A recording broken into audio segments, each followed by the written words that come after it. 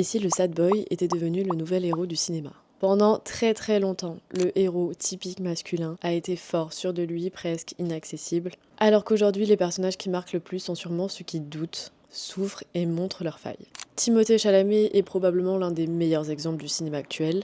Par exemple dans Call Me By Your Name, Bones and All, Little Women, il incarne des hommes qui sont extrêmement sensibles, souvent en quête d'identité, qui vivent vraiment leurs émotions au lieu de les masquer. On a à peu près la même trajectoire chez Robert Pattinson. Depuis Twilight, il va vraiment construire une filmographie autour de personnages qui sont beaucoup plus solitaires. Good Times, The Lighthouse, Mickey 17. Et puis on a aussi Paul Mescal que j'adore, avec Aftersun, All of Us Strangers, Normal People aussi. Il est vraiment devenu le visage d'une masculinité qui est beaucoup plus vulnérable. Ces personnages sont assez silencieux, parlent peu, mais laissent transparaître leurs émotions à travers les regards, les silences et les gestes. Si ces trois acteurs sont actuellement les plus grosses stars d'Hollywood, ce n'est pas une coïncidence. Le cinéma semble aujourd'hui s'émanciper du héros invincible pour s'intéresser à des hommes plus fragiles, plus introspectifs. C'est une évolution qui va apporter des discussions qui sont beaucoup plus larges sur la santé mentale, la solitude et les nouvelles formes de masculinité. Le sad boy n'est donc pas un archétype esthétique, il raconte plutôt une époque où les héros n'ont plus besoin d'être inébranlables pour être captivants.